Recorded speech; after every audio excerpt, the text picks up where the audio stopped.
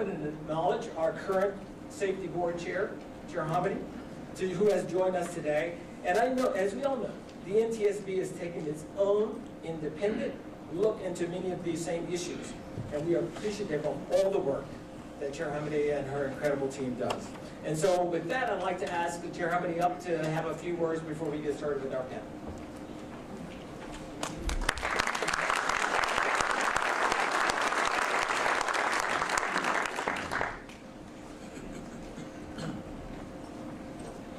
Took me a while. So I had foot surgery. Have you seen Brad here? So Brad and I have matching knee rollers. They're up in front of the stage. If you'll notice, mine is my right foot, his is his left, so we did tussle over a recommendation issued by the NTSB. We'll talk about it later. No, thank you so much for having me. I really appreciate it. I could call you Acting Administrator Nolan, but I think Billy Jennifer is probably most appropriate, and I really appreciate all your dedication to safety, and the secretaries, of course, and Brad, yours, and blame Robert, he trained me, I don't know what to tell you. So, with that, I do think the U.S. has a lot to be proud of. And I'm going to adjust this because I think it's probably a little bit hard to hear. We're currently enjoying a record level of aviation safety. That doesn't happen overnight, and it certainly doesn't happen by chance. A safety record like ours is the result of years, decades of intentional effort. The critical efforts of everyone in this room, from operators, manufacturers, labor unions, to private aircraft owners and pilots, the FAA, the NTSB, and the media. You've all contributed to our reputation as the global gold standard for aviation safety. But we can't take that for granted. I agree with the Secretary. I agree with Billy when he says that. Now, I often hear, in 10 of the last 12 years, there have been no airline passenger fatalities. That's true, but the absence of a fatality or an accident doesn't mean the presence of safety.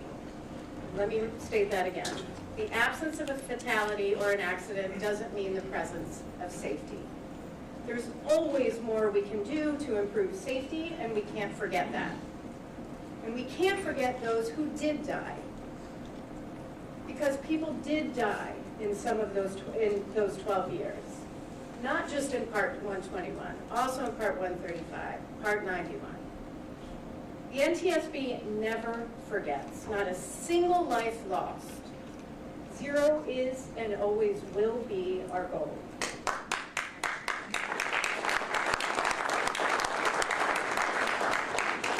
And I know it's many of yours as well. In calling for this safety summit, I'll call it a call to action. Billy said, now is the time to stare into the data and ask hard questions. I couldn't agree more. There have been far too many close calls and near collisions recently, any of which could have had devastating consequences with precious lives lost.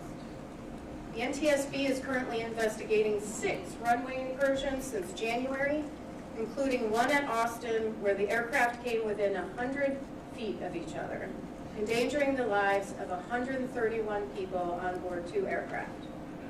The 2 planes in Burbank were within 300 feet of each other. We're also investigating 2 wrong runway landings that happened last June.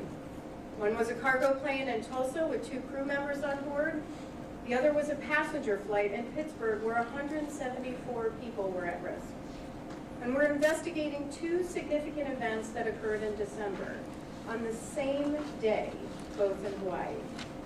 One was a severe turbulence incident that left 25 people injured. In the other, the aircraft came within several hundred feet of hitting the Pacific Ocean.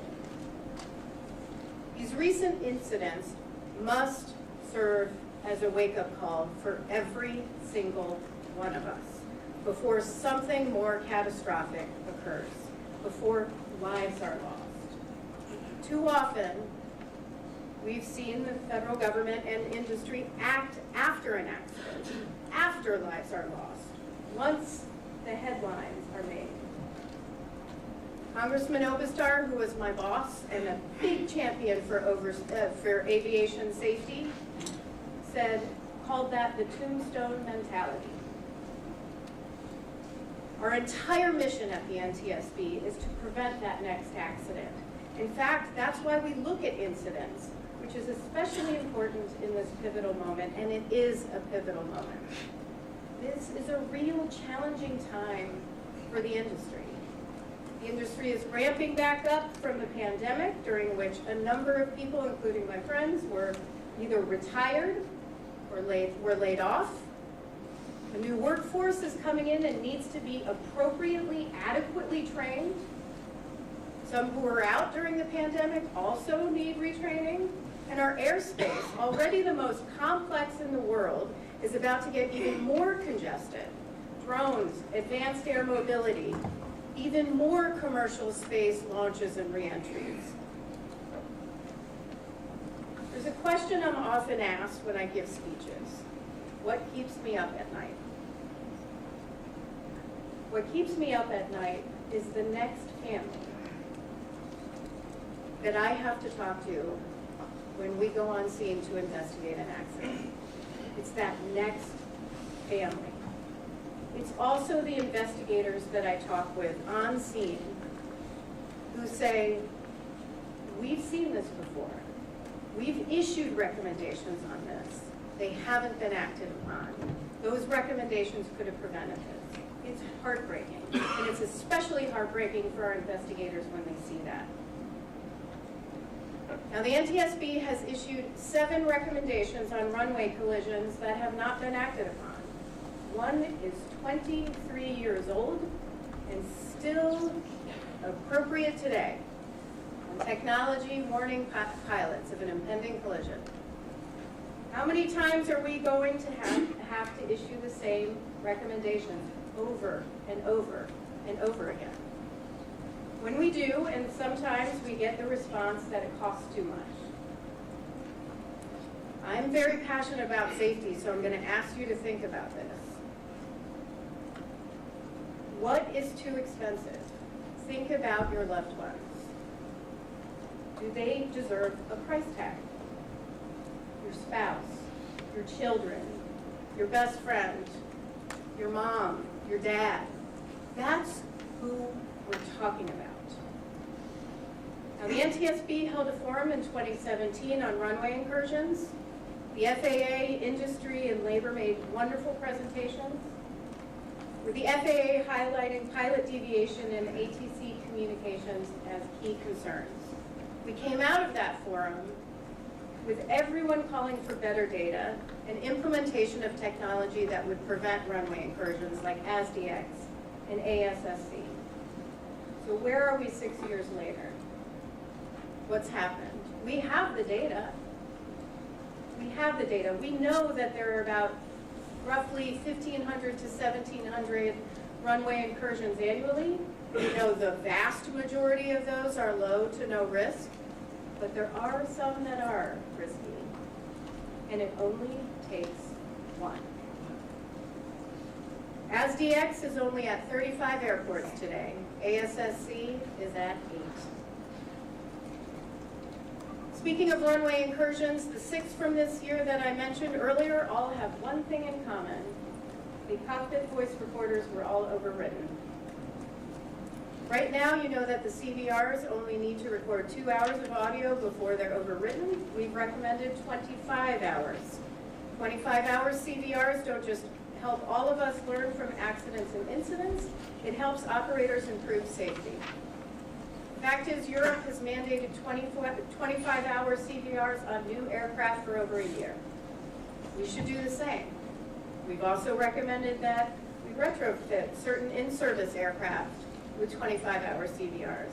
I don't understand why it's so controversial. Both are NTSB recommendations stemming back from a 2018 almost tragedy. So we're still waiting for action. Let's talk about turbulence. It's the most common accident involving Part 121 air carriers. It's especially dangerous for flight attendants, where turbulence accounts for 3 out of every 4 flight attendant injuries. We issued a report in 2021 to prevent turbulence-related injuries. It had 21 new recommendations and 4 that were reiterated from weather reports, to increase sharing of turbulence events, the need for flight attendants to be seated with their seatbelt buckled during certain phases of flight, and the need for parents to secure children under 2 in their own seat with an FAA-approved child restraint system.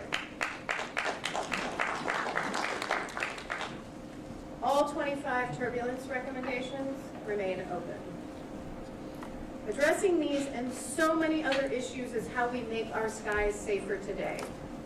Aviation is safe. Tragedies still occur, and that can't be downplayed. And we have to address those. The time to act is now. We have lots of planned discussions today, and I'm excited to listen to everyone, but we also need planned action. Billy challenged us to examine everything from the U.S. aerospace system structure, culture, processes, and systems, to the integration of our safety efforts. And he challenged us to ask the hard questions. Everyone in this room needs to ask ourselves the hard questions. That applies to me too. It applies to the FAA and others. All federal agencies here today need to ask, are we doing everything possible to make our skies safer? We've been asking ourselves that very question at the NTSB.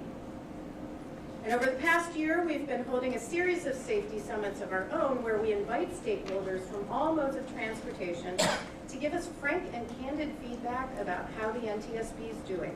What could we do better? How can we better improve safety? We have one more safety summit left on aviation, and we're targeting mid-April, so stay tuned. All that's to say, we are asking ourselves the hard questions. We all should. Because our gold standard of aviation safety depends on it. Passengers depend on it. Your flight crews depend on it. Air traffic controllers depend on it. Dispatchers, mechanics, ground crew, flight attendants, and so many more. And so do their families. Thank you.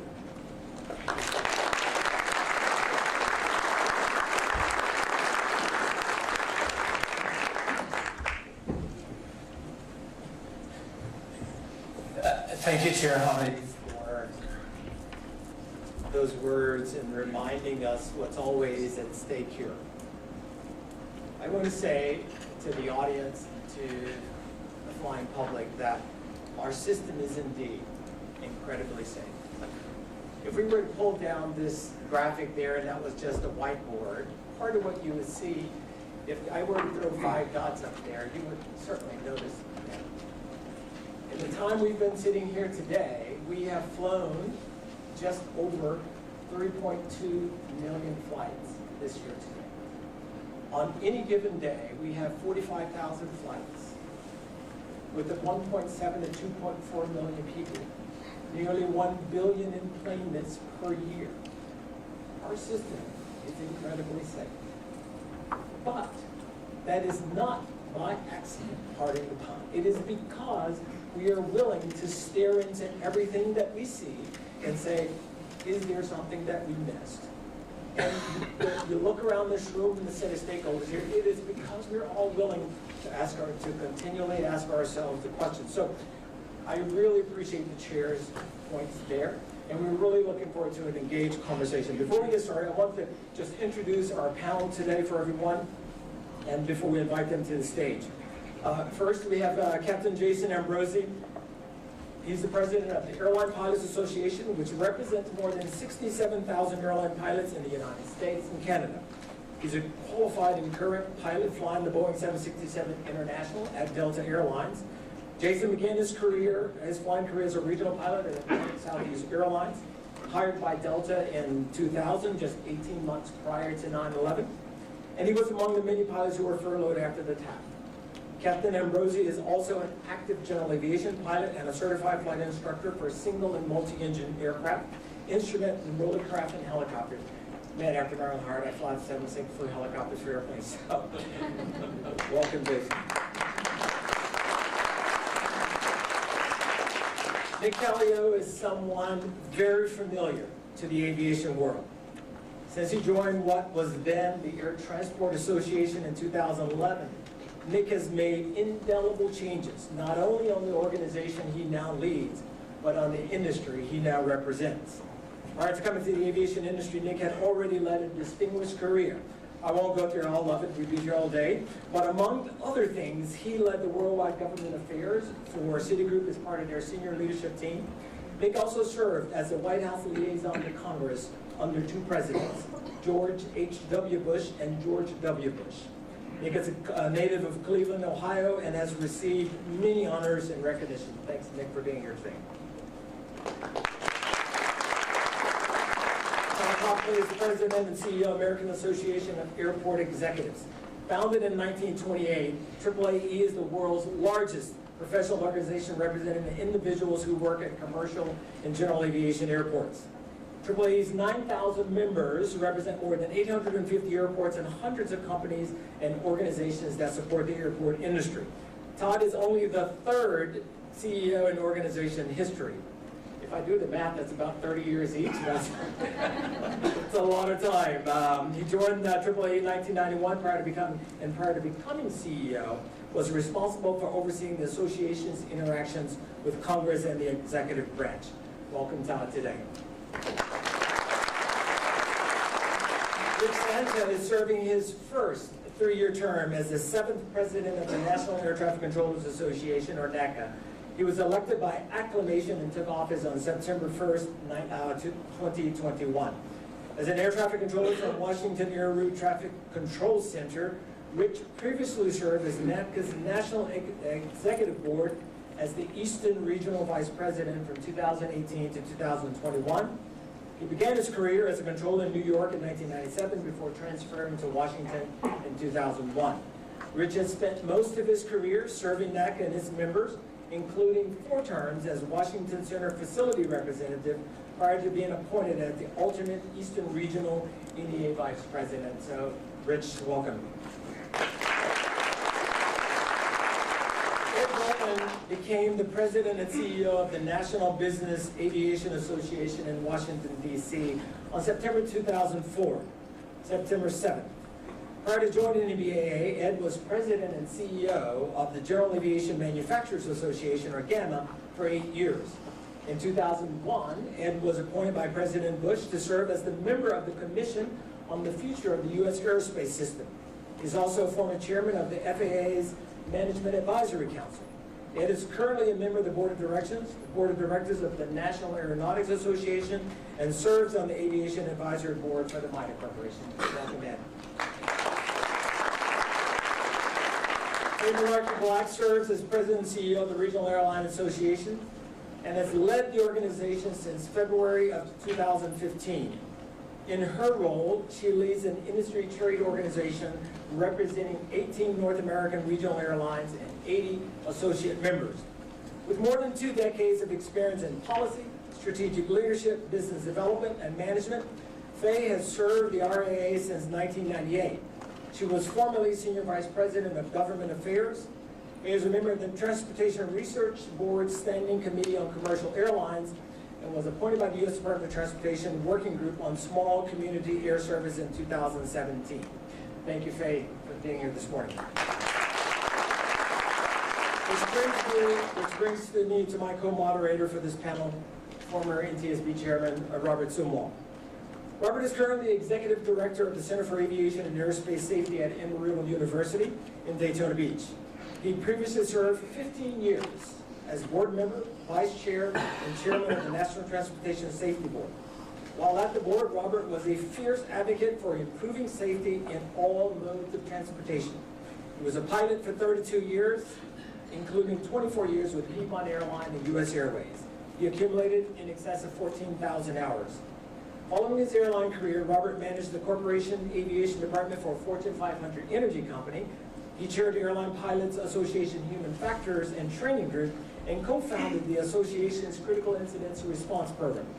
He also spent 8 years as a consultant to NASA's Aviation Safety Reporting System, or ASRS for those who know it, and has written extensively on aviation safety matters. Robert, thank you for joining us today, and with that, I'm going to ask you to say a few words, and if our panelists can join us on the stage here, we will get things going.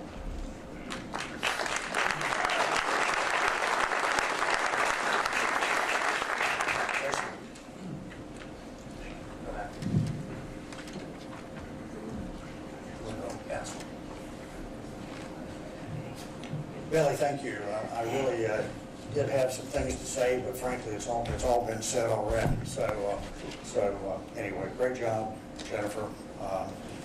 Secretary did a nice job. You did a good job. I look at what we're having here. I look at it as like the human body having a fever. It's something that's signaling us that something is not exactly right. And so I think we're here today to really listen as much as anything. So again, thank you for pulling all this together. So I'll start out with the questions, and I think the way we've got this set up is that really there are a couple of themes that we want to cover. The resilience of national airspace, the mitigating risk, and finally pressure on the system. So we'll start out with the theme of the resilience, but before we do that, I want to ask a question to everybody on the panel, and that is, basically, what in the heck is going on out there? We've been having a recent spate of undesirable events. What are these events trying to tell us? So why don't we just go around, and we'll start with Nick, the airline's perspective. And we'll just go around, and then we'll hear from Rhonda has ordered these in a certain way. So I'll go along and with Rhonda's preferred order. But Nick, where's Rhonda? Rhonda has really done a great job of pulling this together, as well as your entire team. So Nick, from the airline perspective, what's going on out there? We're trying to figure out what is going on. First, I want to say thank you to Billy and the FAA for putting this on, and for everyone for being here. It's always great to go first.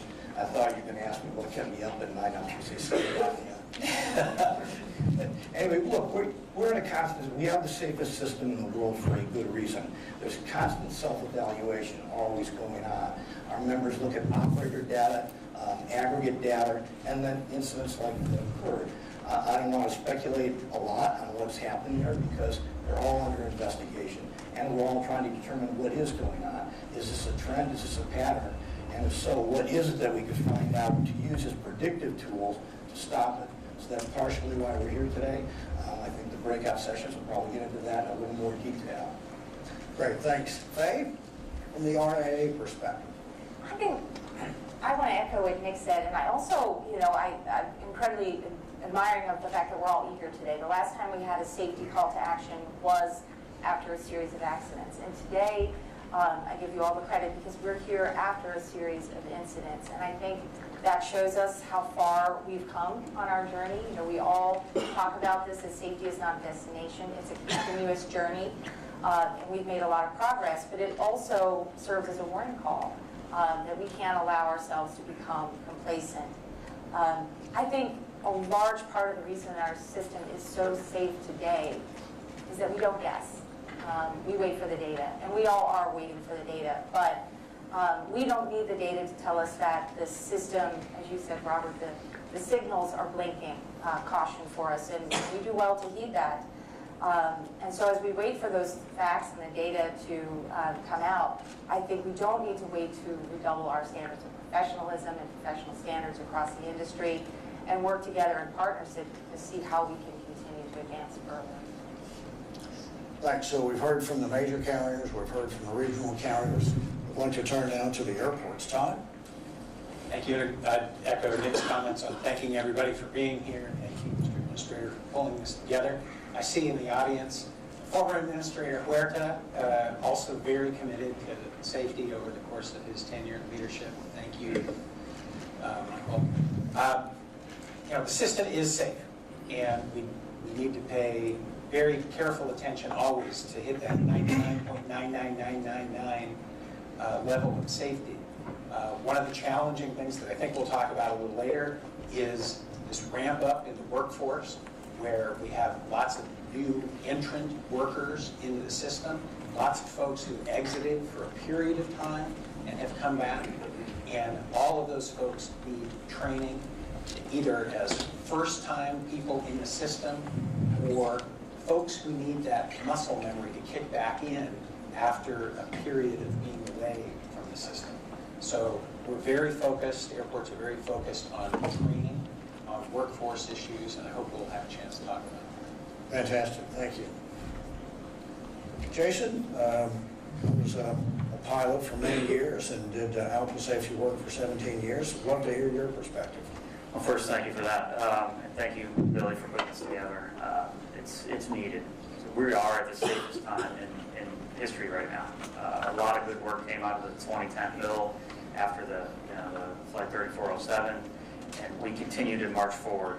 But we can't be complacent. We have to continue to look at what's going on. The signals, as we see, data shows that safety is there. We're doing a good job. As we see, these incidents are out there. So we need to take a hard look, and I'm glad to be part of that. Pilots are at the pointy end of the tube. So we're there every day, and we see what's going on. So we're happy to engage in this. We hope this is not just a short-term thing, that we continue to do this, because in the post-COVID environment, there's just so much training. There's so many new people, as Todd said, that we all need to be stakeholders in this to work together, and I look forward to getting a more deep dive this afternoon in the breakout sessions. Thank you so much. Rich, from the air traffic controller's perspective. First of all, thank you, Mr. Administrator, for setting this up in the invitation. Anytime we get leaders together to discuss safety, it's productive. And we are safe, but there are pressure points, and they're good pressure points. The industry has recovered faster than we thought, but we need to acknowledge that. We have staffing and funding delays, I think system-wide, and being here to discuss those, it's the appropriate response, and I'm proud of it. Thanks. Ed, NBAA's perspective. This is aviation. Yeah, well, once again, thanks to everyone. Billy often says that safety is our North Star, and having an opportunity to come together and focus on the North Star is a very worthy endeavor. I'm going to take just a second, Robert. We have a lot of people up here from the commercial aviation industry. Everybody knows that. They know military aviation. I'm blessed to be part of the general aviation community, which is effectively everything else. And it's a primary training ground for pilots and technicians. It's a primary area for new technology to be introduced. It's critical for our emergency response and access to airports and airspace. The industry that I represent, the association I represent, was founded 76 years ago. And it was founded with the understanding that for general aviation to grow and all of aviation to grow, we had to be safe and we had to be perceived to be safe. Today, we're trying to address both of those and enhance that state of the art. And I think, as Billy suggested in his opening remarks, complacency is our enemy and vigilance is our responsibility. We have lots of layers of safety, lots of layers of redundancy. And sometimes those layers of redundancy can allow someone to say, it's all okay, I can relax. That's not the way we are. We've got to be vigilant. Today is a call to vigilance, and I really am happy to be able to participate in it. Thank you all. You know, runway incursions, that's runway safety. That's what's gotten us here today.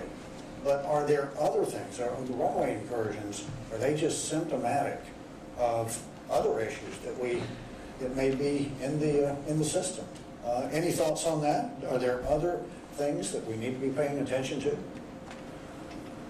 I think that's the big question. Is this the fever that's trying to tell us something? Any thoughts on that? I'll share my view. I think, what we're seeing now, what we're all aware of, and part of the reason we're here, and this, I like how you put it, the call to vigilance, is that the environment is changing. And it's a good time to talk about the tools of safety and how we can make sure that we stay ahead of those changes. We don't just keep up, but we stay 2 steps ahead. And we see that pace of change is accelerating. So change is not new, but the pace with which we're experiencing is new. And partnership is going to be really important as we go forward. And we look at new entrants coming in and the new technology. As that shifts, so does a risk associated with it. And we ought to be not just talking about the incidents right now, but the incidents that we might be seeing tomorrow with new entrants coming in. Thanks. Other thoughts on that? Why don't we switch to the topic of, and we did say the first topic would really be resiliency of the national airspace system. And so, Rich, I'm going to ask you this, and Ed as well. When we speak about resilience, we mean the ability of a system to continue functioning or to return to functioning when faced with adversity or disruptions. So what actions can we as an industry take to ensure the continued safety resiliency of the system? Oh, thank you. Unfortunately, we have a staffing issue right now as air traffic controllers. We are 1,200 certified professional controllers less now than we were 10 years ago. When you have less eyes, when you have less positions open, that demands a reduction of efficiency to contest the safety risks that are introduced. It's time for us to accurately and adequately staff the facilities so we can have that resiliency, we can keep the efficiencies, we can continue to provide the safest services to the users in this industry. Fortunately, Billy and Tim, we have a product in place right now that can fix that, permanent fix to the pendulum of staffing issues in the facilities. I'm proud to say that on a day-to-day basis, we provide industry the safest national airspace system. We can do that today. But with delivering, and we're on the cusp of delivering a new staffing model with new staffing numbers at the facility and a controlled workforce plan that transparently reports what we need. We deliver that, and we can deliver all of the resiliency, all the efficiency, all the redundancy, and all the safety margins that industry deserves. Thanks, Rich. Ed? Yeah, a remarkably resilient system that we have, and I agree completely with Rich about the importance of having proper staffing, full staffing. I also want to point out that part of resiliency is having redundancies, and we have a lot of them, but there are areas specifically with technology where I think we can add to that, and I think the example of that is really in NOTAMs. We had a situation where we lost the NOTAM system for a couple of hours. The impact was significant. I think we can recognize there is an opportunity where with urgency and with funding, we can move forward with increased technology, and we can make sure that the NOTAMs themselves don't just provide data, but actual information. I want to congratulate the FAA on focusing on how we can shorten that time frame and make that a reality. Well, thank you very much for that. Thanks, Ed. Thanks, Rich. You know, a part of our challenge here today is, what are those things? We recognize that we are continuing to hire. We're on pace to hire 1,500 controllers this year. We're on pace to hire 1,800 controllers next year. To your point, we're looking at ways of how we bring forward the modernization of our national airspace system. You've heard me say it in print, if you will. We manage essentially 3 national airspace systems. We have the legacy, which ushered in and gave us the jet age. We have what Next Gen has enabled us to do in terms of efficiency, from Datacom to SWIM to ERAM and to all of the things that we have, and we continue to advance the calls of that. We've got thousands of systems within the agency, and to your point, right? So we've undertaken a role to say, how do we continue to evolve that? But looking to the more immediate, right? What can we, our talk this morning, how do we come away with 2 or 3 actionable steps, even while we stare into these other challenges that have been laid out for a couple of the opening comments? So let me turn to one of the most important contributors to the safety of our national airspace. That's really our people. These are people at the FAA, the people in your organizations, the people across the industry, in airlines, airports, the federal government, in an industry that relies on experience to mitigate risk. How are we accounting for? Faye did a wonderful job of talking about how do we account for the pace of change, and which shows no signs of slowing down. So I'm going to turn, for this question, starting with Faye, and then we'll go to Todd, we'll have Nick, and then we'll wrap it with Jason on this one. So what do you think when it comes to our people? That's a great question for me, because change and fresh faces are not new for regional aviation. That's been part of our reality for a long time. But again, the pace of that change has accelerated and amplified tremendously. And in a lot of work groups, what we're hearing from our carriers is that some of that attrition that we're seeing is stabilizing, particularly the flight attendants, airport agent, aircraft maintainers. The one area where we're seeing just a constant flow, and that's a good thing because it's career growth, is in the pilot workforce, and that will not slow anytime soon. With about half of our nation's qualified pilots facing their mandatory retirement within 15 years, we are going to be training and hiring tens of thousands of new pilots over the next 2 decades. And it is extremely, extremely important when we're doing this that we focus on building the right foundation from the start. I'm not going to get into qualification and some of the touchy issues that can be polarizing there, but even if we never talk about a single credit anywhere, we've got to look at the training that happens in the foundation and making sure that we have the right supplemental training, making sure that we have the right bridge programs, and making sure that we're not relying solely on flight hours as a proxy for experience, because that's not serving us well today. The reality of that is when the pilots come into our training sessions, they have high flight time, they're not quite as well prepared for the Part 121 environment, haven't seen icing, don't really master the dynamics of swept wing aerodynamics, don't have experience in traffic, don't have a lot of crew resource management or experience with multi-crew operations. And so those are things that we should be focusing on and making sure that we're preparing pilots in the right way. But I think it's important for all of us when we're talking about this risk, because this is a risk, that we finish the sentence with how we're addressing that risk. And so here's what we're doing today, which I think may be helpful as we move forward, as this pace of change continues. Which, you know, when we see the candidates come in, we're providing a lot of extra training. So all of our carriers, for example, have expanded their training footprint, often considerably. We're giving extra support, extra classroom time, extra sim sessions, in some cases, extra IOE. But we are making sure that we are preparing the pilots fully before they release the line flying. And we will put aircraft on the ground before we'll allow anybody to fly and operate in a manner that's unsafe. But I think that's really important. And you know, the one thing we've talked about in the pace of change is that as the risks change, so have the technologies. And so have our capabilities to address some of these. So, you know, I think the challenge to all of us is in partnership to lean into those technologies and see where they can take us in building a stronger foundation from the start. Thank you very much for that. Todd, what are we seeing on the airport side for our people? Well, just picking up on Faye's point about training. Airports didn't have the same churn in their employee base that a lot of other parts of the ecosystem did.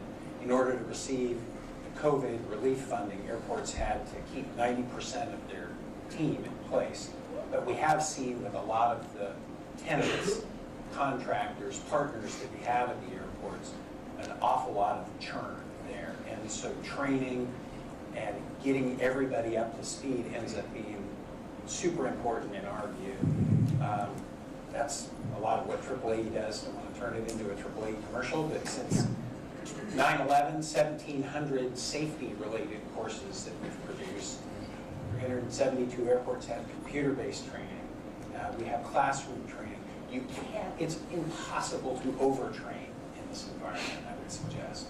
And making sure that people that are new to our arena, new to our ecosystem, are committed to that safety culture that all of us that have spent decades in it, are used to. We have to make sure that that is the North Star, that all of the folks coming in are really focused on. So for us, we really believe that training and looking at that, the composition of this new workforce is a really important piece to this puzzle. Thank you very much for that. Nick, your thoughts? Well, we worry about juniority. We've hired 100,000 new people. We find that we need more people, more employees now than we did pre-pandemic to to cover the changing environment. And what the carriers are doing is training, training, and more training. And they're looking at their proficiency requirements for each and every job and making sure that the proficiency requirements meet the job with the new environment, and then putting people together with more experienced people, because experience does matter, as we all know. Here. Thank you. Thanks for that. And Jason, 6,000 or 7,000 people that you represent. Give us your thoughts. Well, it's not just new pilots, it's new everybody, controllers, flight attendants, ground people. So it's just, in this post-COVID rapid recovery, there's just so much going on. And it's so, I'm very refreshed to hear all the emphasis on training, because I couldn't agree more. In this environment, when you have so many people, fast upgrades, you've got, new people flying with each other, more training, focused on making sure that these employees have the tools they need to go out there and keep the system. I mean, the system is safe. And, the last thing we should be talking about is reducing any regulations or experience requirements. We should be talking about what can we do to add, not an equivalent level, but a better level of safety, and keep pushing that bar higher. But, we just get people the tools they need. Mentoring. We lost a lot of senior captains in early retirements, and there is that progression that Nick and Faye talked about. It's just getting back to mentoring and making sure that all the new people come in have that mentor, because they have the time, they have the experience.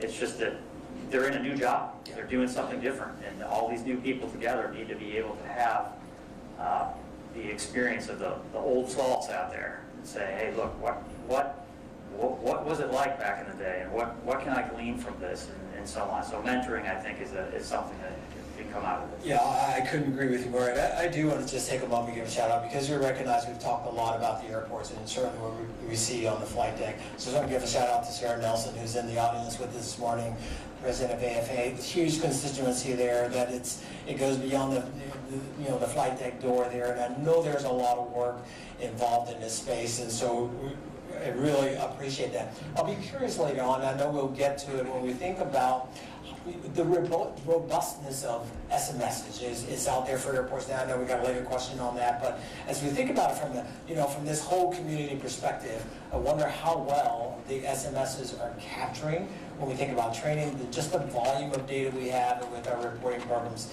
and if anything new that's telling us. So we talked a little bit about the resilience, and we think about that system, how well is it working? Certainly, key to that is our people.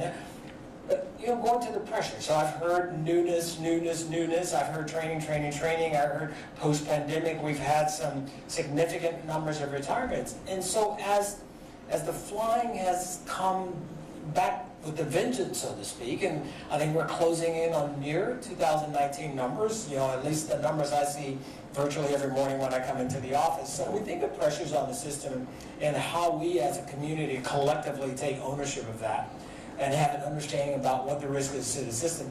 My question, I'm going to go to Nick and then stick on this side with Nick and Jason, is people are flying again.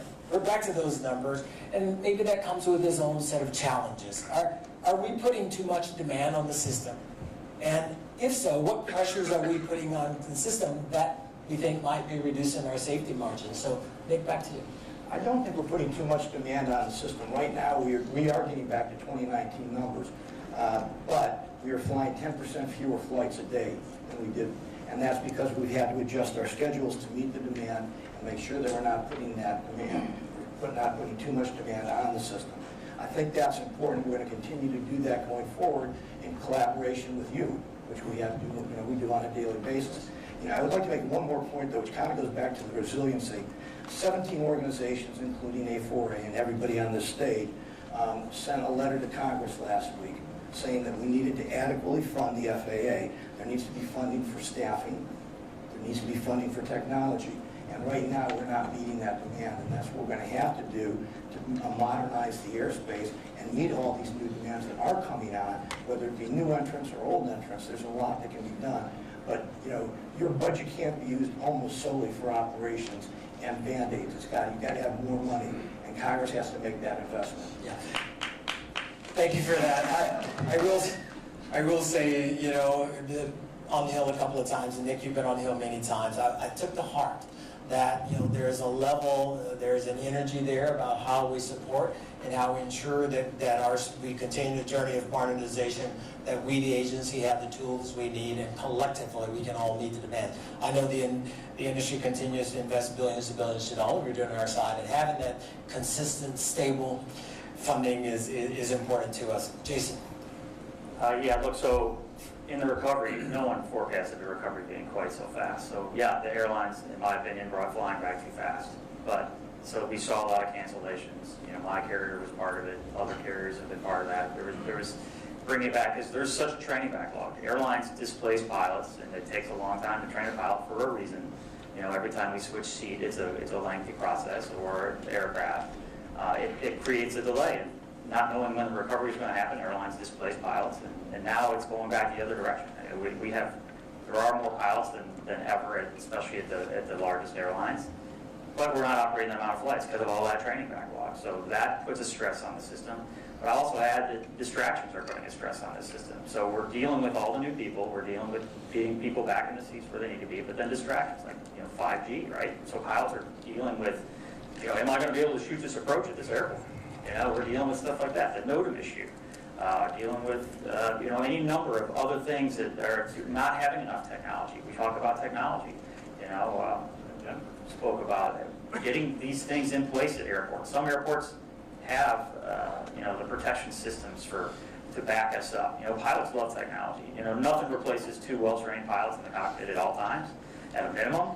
But we need that technology to help us make sure that you don't blunder across the runway. There's a lot of distractions out there in our business.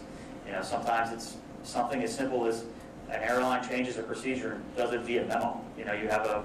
So you're trying to incorporate that at the same time you're doing whatever else you need to be doing in the course of the day. So it just, with everything going on at one time and this massive recovery, it's just, that's part of the breakouts. I think we'll be focusing on how can we try to minimize some of these distractions and get back to focusing on the task at hand. Well, I really appreciate that, and I think that's a very salient point. Having spent time myself at 3 different airlines, both here and international, and distraction sometimes is key. How do we manage our way through that?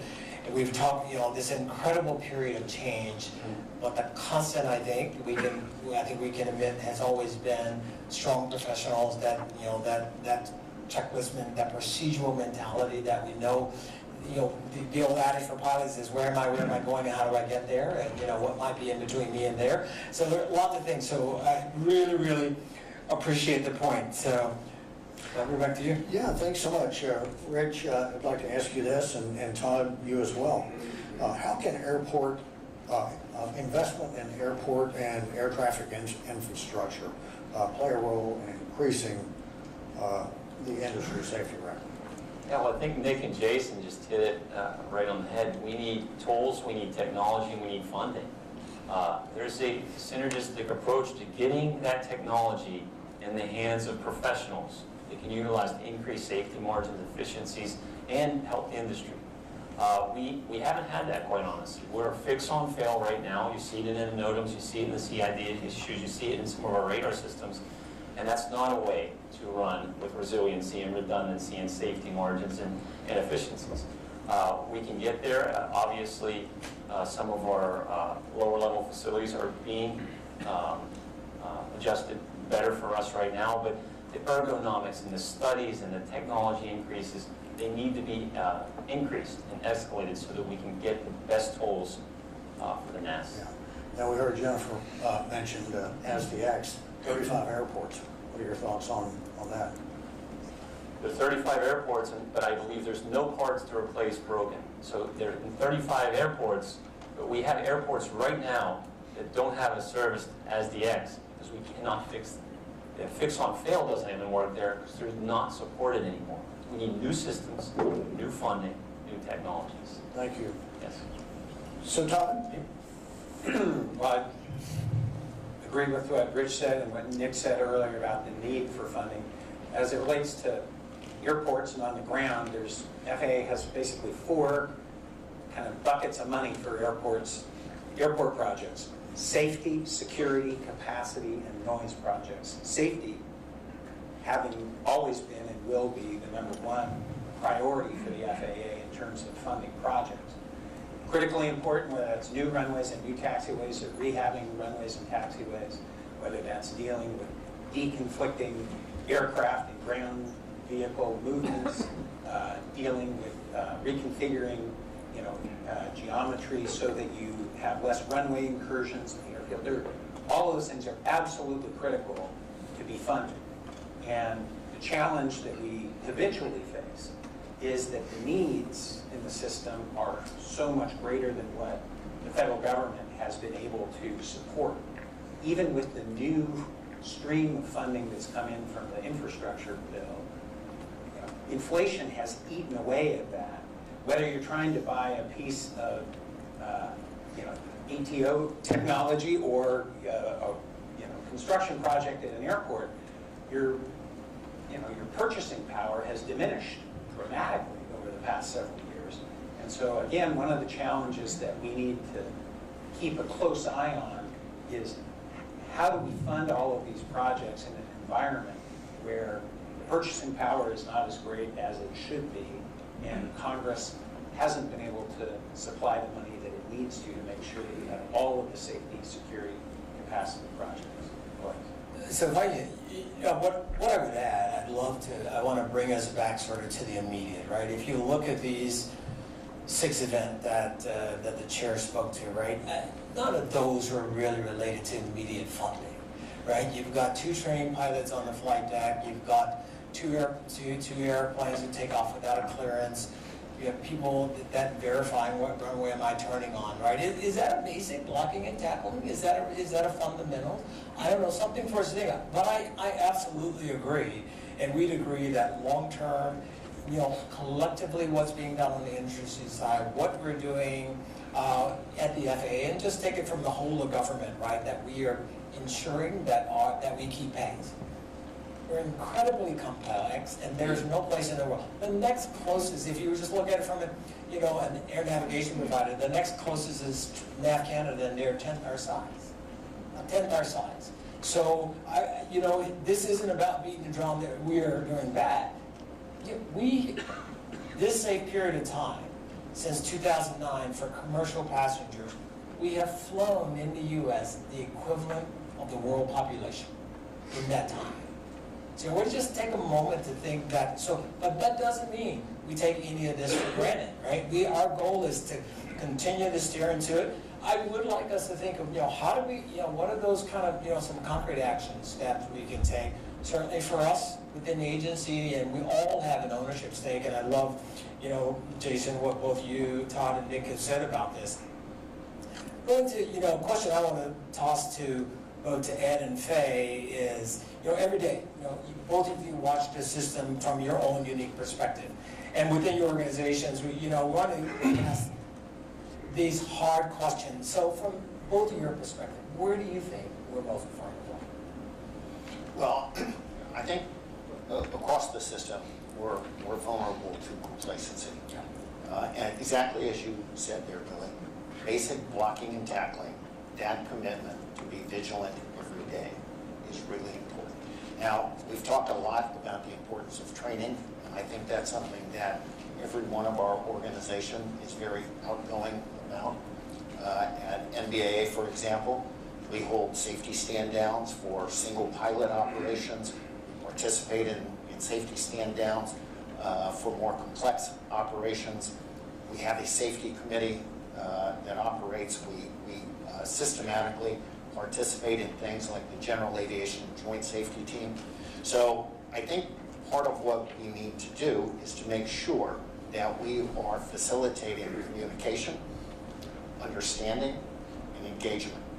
Making sure that the training actions are actually what are happening on the day-to-day basis. That's the fundamental. How do we make sure that the checklist is the checklist? The compliance means compliance. Those are some of the basic fundamentals.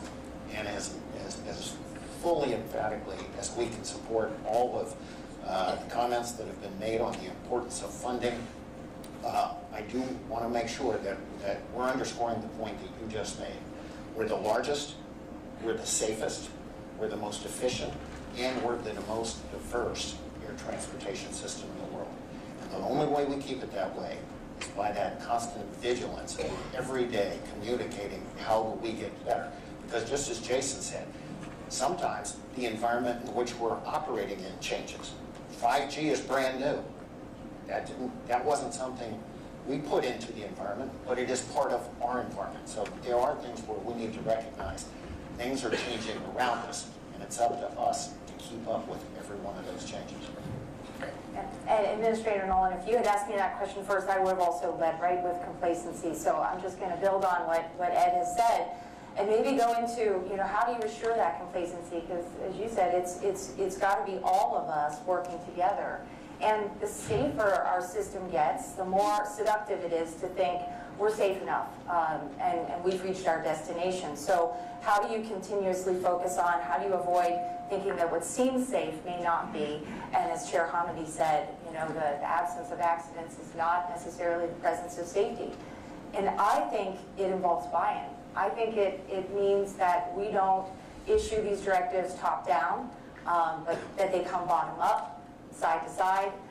They've got to be embedded throughout the entire culture of an organization so that every professional, from the trade association executives to the leaders of our organizations down to the frontline employees, understand that the safety of the system is in their hands. It's in all of our hands. And I think you get that buy-in by engaging the workforce at every level. I couldn't agree with you more. It just reminds me, I know we talk a lot about places, some folks may see that term in different ways, but we recognize this is an industry where you have to bring your A game every time, every day, every year. We're fortunate to have, Captain Sully in the office, in the audience today, right? You gotta be on, you gotta be ready, and you gotta be prepared. That's what we do as professionals, and the same applies to the agency. We all have a vested, and I love the term because I'm just an old kind of guy, and that's what it takes for all of us to make sure, and that's why we're here. I love what we said earlier. We're here, and you said it, Faye, we're here before something happens, right? That's so we've progressed. The better goal, maybe the next time we're only here talking about predictors and precursors, and we haven't even had a near miss yet when we started to see that in the system. So thank you for that input. So let's turn to mitigating risk. The key component of a safety management system, especially a robust safety management system, it is the extent to which an organization manages its risk. And that follow-up and that constant evaluation from an assurance framework. So I'm going to stay with you, Faye, and say, airlines have been required to use their safety management systems to address risk for many years now. How does this contribute to the resilience of the system, and is it still working today? I'm going to take your question in two parts, but before I do, I think I think everyone in this room knows what safety management systems are, but for the viewers who may be watching this live cast, I think it's really important to explain that these are the tools of safety, and they really are what allow us to go past that tombstone mentality where we're just relying on accident forensics, and we're going to the data, both individual and aggregate, and seeing what the data, information, errors, trends tell us, and then collaborating together so that we mitigate that risk. And SMS really goes to the heart of identifying and mitigating risk in the system. I opened up today talking about the last safety call to action, and during that call to action, Administrator Babbitt challenged the industry to embrace and adopt SMS, and to do so voluntarily before regulation. So we have been required to use them for some years, but even before that, airlines were embracing these technologies. Regional airlines leaned in early and eagerly on that. And boy, I have to tell you, that has paid off. That has paid off in spades.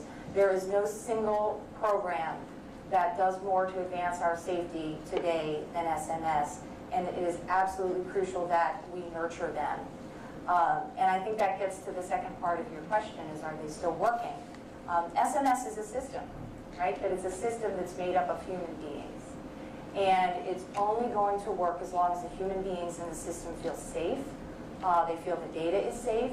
They feel that the culture, that there's a just culture, and that they are safe there to share those incidents and errors that could make them personally vulnerable, because they're doing so that we can learn from them before a little mistake becomes a big catastrophic incident.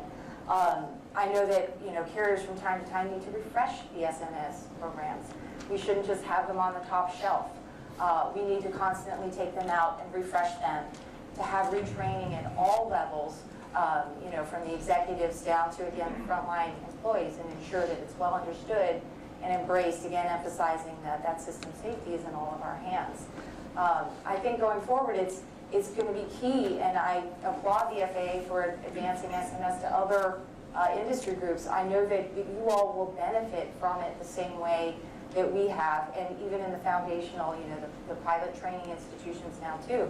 So you're growing up with SMS, and that couldn't be any more important. So I absolutely believe SMS is working. I think we have more room to grow there, to constantly refresh and make sure that those tools stay as sharp as they need to be, because they are the tools of safety. Yeah, let me jump in there while we're talking about SMS. Don Arndt, the late Don Arndt from the FAA, said that he's almost half-jokingly mentioned to me one morning at breakfast a number of years ago that said, well, maybe we ought to change the name of it from Safety Management System to just Safety Management. And his point is that when you talk about safety management system, everybody wants it. Oh, we've got to get SMS. Whereas safety management is an active thing. And I thought that Don made a good point with that. Really safety management is you're managing safety. It's a business approach to managing safety. And, organizations have, they value, they manage properly those things that they value. I worked for a nonprofit for a number of years, U.S. Air.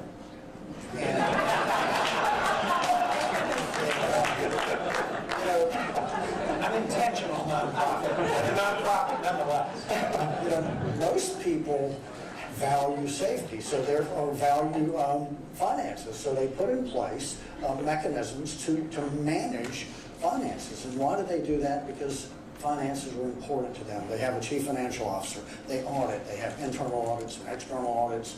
They have procedures in place that they're always very dogmatic about following. And why do they do that?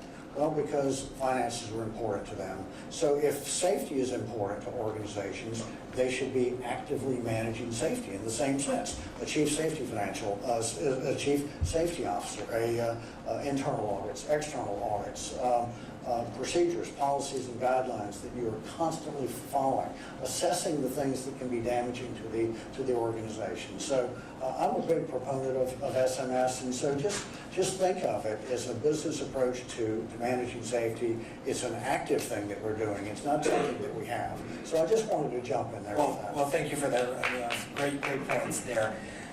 And so Todd, for for airports, we just rolled out, of course, SMS for airports. So as you think about, as that starts to proliferate across the airports, you've got, of course, airlines point to some of which a decade on now have had their SMSs going strong. How do you see it playing out in airports, and what tools are you helping to help your members get up to speed? So you did, in fact, roll out a rule last month, but it's not a new issue for airports. There's a number of airports that have voluntarily put SMS in place. San Francisco, Seattle, Minneapolis, Atlanta, Sacramento, there are other airports. But now we're going to scale it across the system. And that's going to be very beneficial for all of the reasons that Faye gave such an articulate answer on. So I think it's very beneficial that we're going to have this expansion across many of the airports in the system. In terms of what are we doing to help on that, again, we've been teaching courses on airport SMS for a number of years, and then our sister organization, ACI-NA, and AAAE in the late Q3, early Q4 of this year will hold an SMS conference with, I hope, the active participation of the FAA to try and really help educate airports across the system about embracing this and effectively running with it. And I can't help myself. I just worry a little bit about your story. I'm not sure we would want to go with aviation S&M. I don't think that one's going to work. So I think we need to stick with SMS. Okay, very good. Fair enough. Thank you for that. Thanks for that, Todd. And turning to you, I'm mindful, one of the things, our goal is to be able to cover the entire aviation ecosystem with SMSs, right? So now, of course, we've got the rule, we're working through the NPRM process. There's a proposed rulemaking for charter operators, for air tour operators, for manufacturers. How do you see this playing out in the business and general aviation safety? Well, I want to underscore SMS is a great safety tool, and it's one that has been embraced by our industry for a long time. There's an international standard for business aviation operations that we are enthusiastic about. SMS is a great safety tool, but is in every case, the tool needs to be sized to recognize the challenge. A saw is a great cutting tool, a scalpel is a great cutting tool. They're not interchangeable. So as we look through what we're trying to accomplish, and I think Robert was really good about pointing out this has got to be a living, breathing part of everybody's life. So getting the rule right, allowing it to scale for the diversity of operations is really important. That goal is everybody's. We want to enhance an already safe system. This is the tool to do it. It's already being embraced as we move to the requirements into the rule. The comments end on April 11th. Let's make sure we're getting it scaled right so it is a workable tool. Yeah, thanks. I'm gonna skip around just a little bit here. Billy and I have made up some questions here and created some questions, but the FAA has done a number of tremendous changes to impact the safety of our system, especially in commercial aviation. We've got SMS, we've got CAST being two notable achievements which have really been very effective. The FAA is here to listen, to learn what are the biggest opportunities for the FAA to transform their approach to aviation in the coming decades. And that's really an open-ended question. I mean, what are the biggest opportunities for the FAA moving forward? I'll start with that. We got to start with today and get proper funding, long-term leadership, and start tackling these projects. This piecemeal funding from Congress where you pay for a little bit and another year we got to go try to get some more. There needs to be a vision to go beyond long-term. This is where we're going 10 years from now, and let's decide today we're going to do it instead of this every year we got to piece a little bit through it. Get that process started, get that technology, all the stuff that's been recommended is still not there. We need to get that started. Then, get more people, more money, start doing the SMS in-house. Don't outsource things. Just start today with what you need today and then let it grow from there. It's great to look long-term, but we have issues today that need to be tackled. Air traffic, NOTAMs, everything. This stuff needs to be tackled today. Yeah, great, thank you. Let me touch on the role of technology because it is so important in our ability to move forward. And we all know through the years how important technologies like autopilot have moved us forward. And over the past couple of years, we're seeing enormous technologies coming to the market. We've got commercial heads-up displays combined with enhanced vision systems. We have not just autopilot, but auto land. And we're looking at a time when new technologies have the opportunity to effectively change the way we move people from point A to point B. And the FAA is forward leaning on that.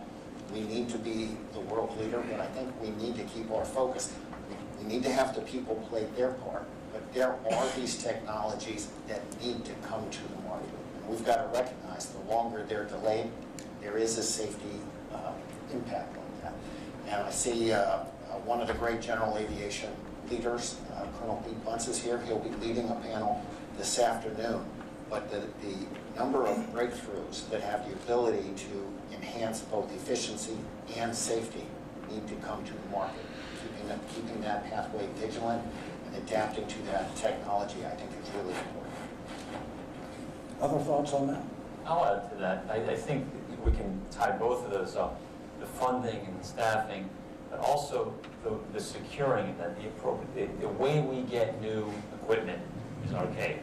It takes years and years and years, and the stop-and-go funding of our industry prevents us from getting it out in a timely manner when it's not obsolete before we get it in place. I'd add one other thought too, which is really just keep doing one of the things that you're doing so well today, which is engaging and communicating with all of us.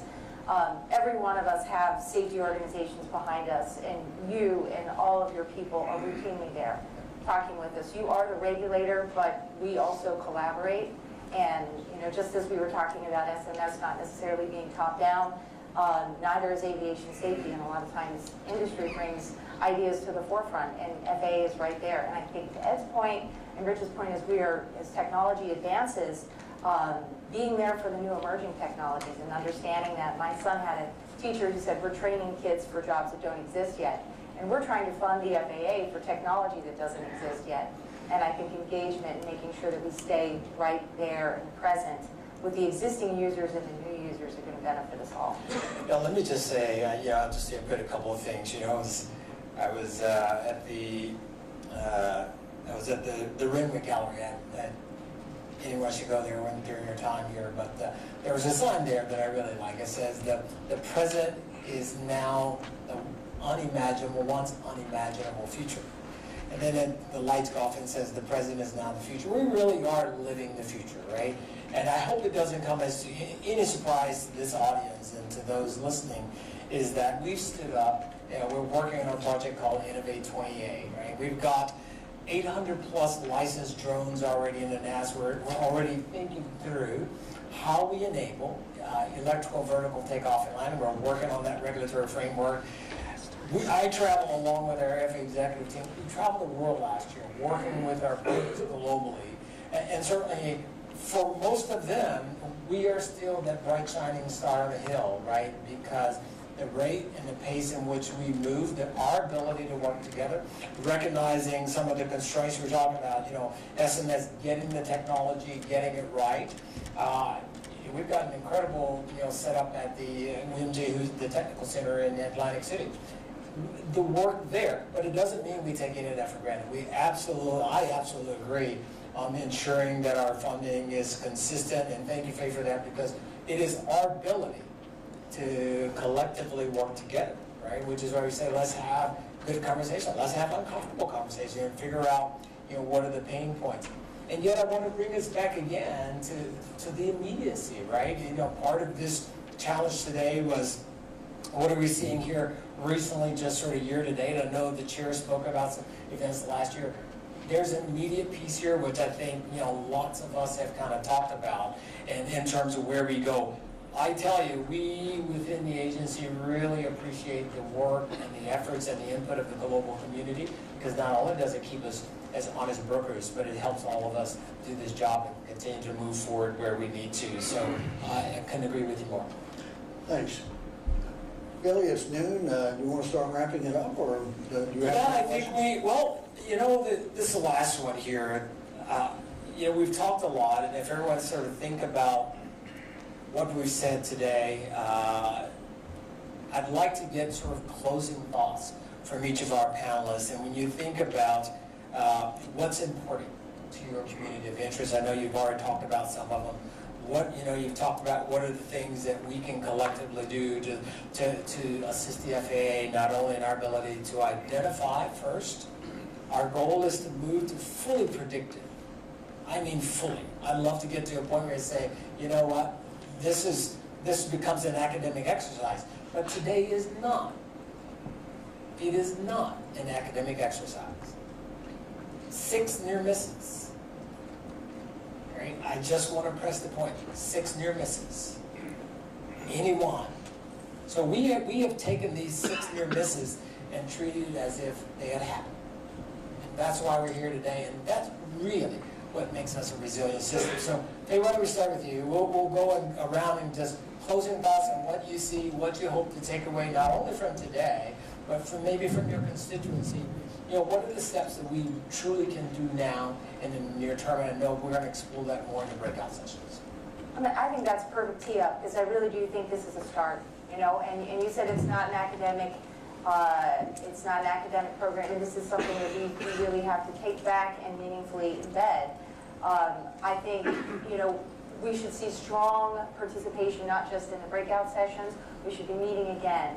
We should be bringing teams together, again, from the bottom to the top to the bottom, ensuring that the frontline workers are connecting with their safety executives and the top of the airlines and throughout the industry, and collaborating and coming back and sharing what we've done before, and not just through SMS, but through the other data sharing programs that we have set up. I loved in your call to action, Administrator Nolan, when you said we were going to be leaning hard into assignments and that CAST would be tasked with this.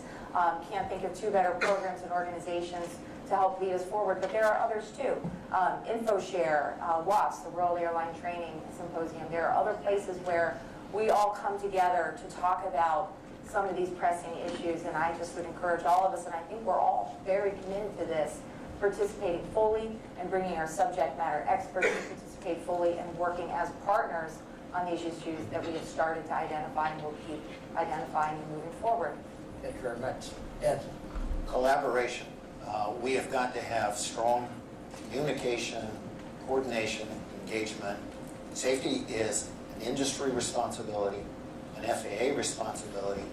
Certainly the legislature, the public, all of us need to be working together, because having a safe, efficient, diverse air transportation system, it's important for our economy, it's important for our point in the global environment. We need to be leaders, and we're only going to be able to lead if we understand each other and we work together on that common goal. We've got to be safe. We've got to be perceived to be safe. Thank you, sir. Rich? Yeah, collaboration is key. Our greatest talent is our people. Our greatest resource is our workforce industry-wide. When we get together and we can work on the issues, and you said it in your opening, you take those 6 dots and put it on paper, they're easy to identify, but they're dwarfed by the safety record of the system. On a day-to-day basis, we provide the safest, most efficient airspace, complex airspace in the world, and we should be proud of that. And we can continue that. We have discussions every day. ATO and NAC has discussions every day. And we have a robust safety team that works on these issues. This isn't a one-off. This isn't a result or a response to this. It's a day-to-day basis that talented individuals that we rely on are working towards solutions for everything. It's come and will come. Thank you very much. Appreciate that. Todd? Yeah. I'd say at any given moment there are dozens of issues that kind of create a white noise around the ecosystem. And what we have to always keep in mind is we have to focus on safety. We cannot be tempted or lured away by the siren song of some other issue. Safety has to be the #1 issue that we always have, and then try and manage around those other issues. If we don't have a system, banking system, there's a lot of conversation about the banking system these days. The banking system is predicated on confidence. And our system, our aviation system, is predicated on confidence. We have to make sure that the traveling public understands that our system is the safest in the world and feels confident getting on and off those planes every day. Thank you, sir. Nick? I don't want to repeat what everybody said, but I will repeat a little bit. We do have the best system in the world. Everybody works hard at it. We need to keep it that way, and we can't rely on the past for our future. I think we need to bring a sense of urgency at all levels to staffing, to funding, to conveying to the public that, really, you're safer getting on an airplane than walking out your front door. I mean, statistically, by far. And that's something that I think we can all work together on. I like Faye's notion of collaboration and the dedication of the employees. If I can be permitted one anecdote, I was on a flight a couple weeks ago that was delayed 2 hours, and that was because somebody found a screw that had come loose.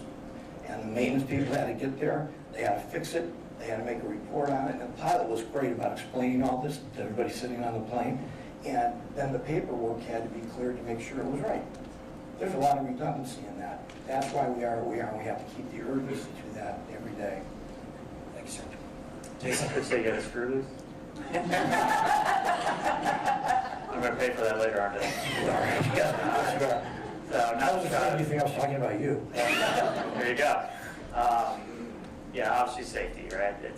We are, this is not meant to bring everybody down. We're at the safest point in history but we have to be vigilant. We've heard a lot of good words, buzzwords here. It starts with not, allowing any changes or lowering of standards. We need to figure out how we enhance safety. And as we get into these breakouts and our subject matter experts dive into this, I think that we have an excellent group here, and there's no sacred cows. We're going to look at this stuff and figure out if there is something that we can do, we're going to do it. And I encourage, thank you again for this.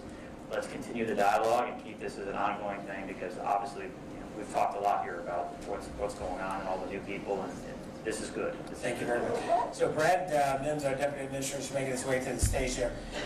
No, go ahead. I want to wrap up by asking you a question. Okay, very, very good. Go ahead. Yeah, thanks. Yeah, you never know what's coming out of my mouth.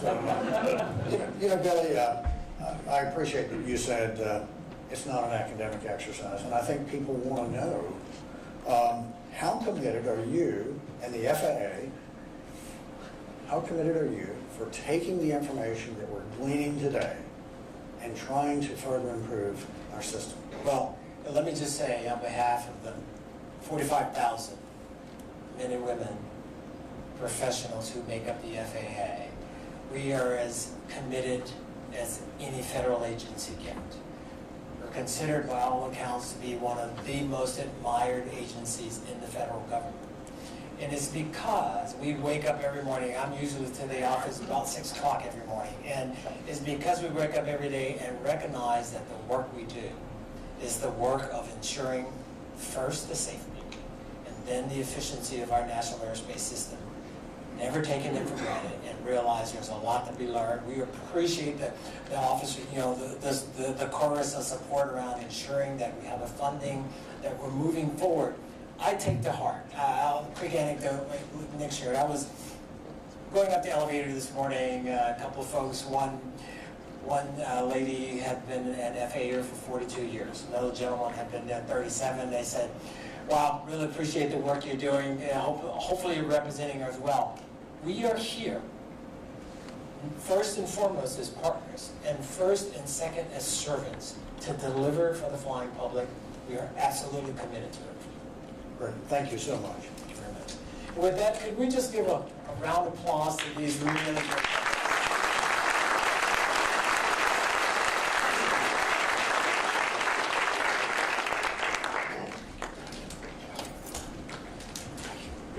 Before we move on, I just want to say, again, thank you, Billy, and thank you, Chairman. It doesn't sound like it. Okay. But I would have to say that I'm encouraged by the conversations we just heard, thanks to our panelists, NTSB Chair Harmony, and of course Secretary Buttigieg, who was here earlier this morning for participating in the Safety Summit and for bringing us together, this whole group, this whole distinguished group here today. So I once saw a sign on the shop floor at a major airline that read, "Safety's no accident."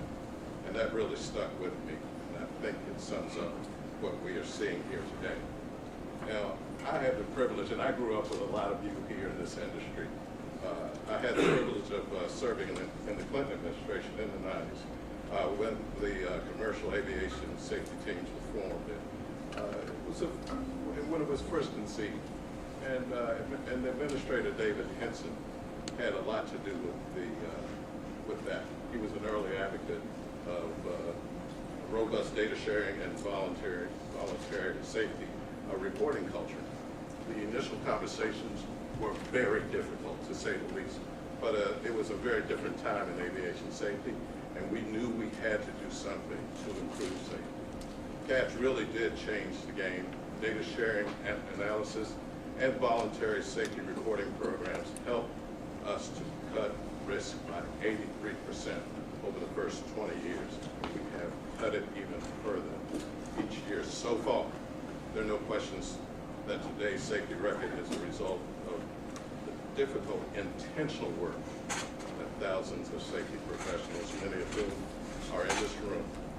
Your attendance show how seriously this industry takes safety, and I applaud you for it. So now, we get to the important part. We have to break for lunch. So, we're going to take a break, and when we come back, our aviation participants will convene in their breakout rooms to discuss concrete actions that we might take to enhance safety even further.